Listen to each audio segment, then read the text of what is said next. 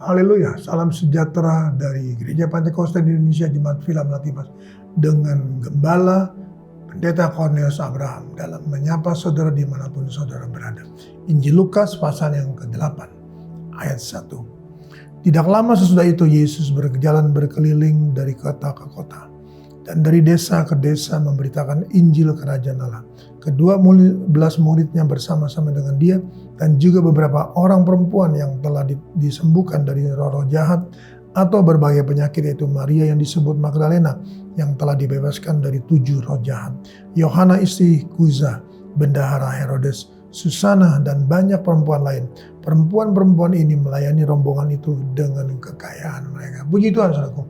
Di tengah-tengah situasi kondisi yang sulit ini, saudaraku, kita membaca firman Allah berkata, datang kepada kita bahwa ada perempuan-perempuan, saudaraku, bahkan bendahara Herodes, saudaraku, ikut melayani, saudaraku, ikut saudara Tuhan menopang pekerjaan Tuhan, ikut saudara Tuhan melayani para rasul dan semua hamba-hamba Tuhan yang ada.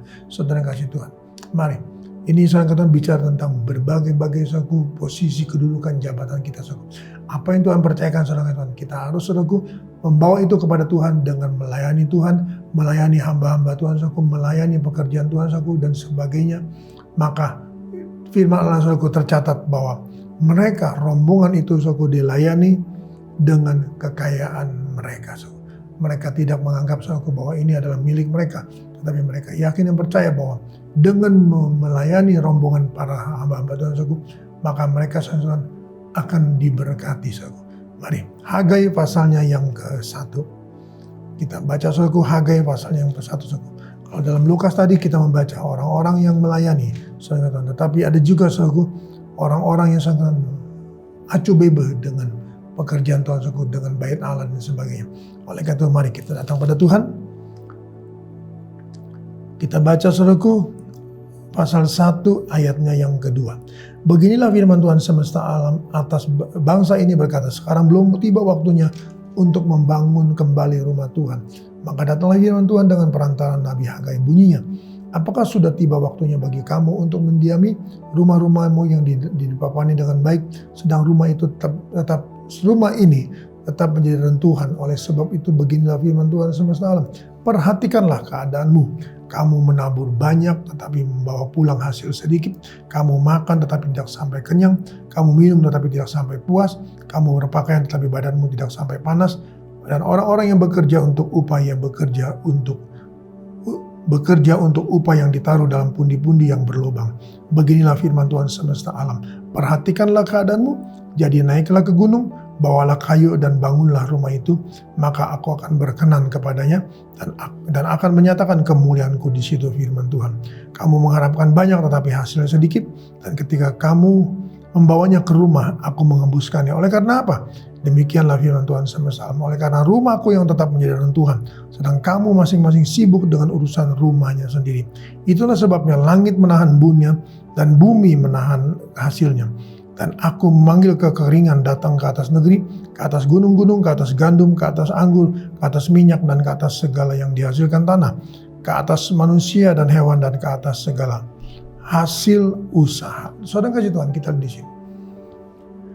Saudaraku, tadi orang-orang perempuan-perempuan itu sangat melayani Tuhan, saudaraku, melayani rombongan sangat Tuhan dengan kekayaan mereka, saudaraku. Tetapi kita lihat di sini bahwa dalam kitab Nabi Hagai, ada, saudaraku, teguran-teguran untuk mereka, Tuhan. Orang-orang, saudaraku, yang tidak peduli dengan pekerjaan Tuhan, tidak peduli dengan rumah Tuhan, saudaraku, tidak peduli dengan kebutuhan pekerjaan Tuhan, saudaraku.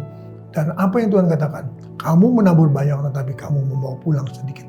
Kamu membawa pulang tetapi itu bocor atau berlubang atau hilang di tengah jalan, saudaraku. Dan ayatnya yang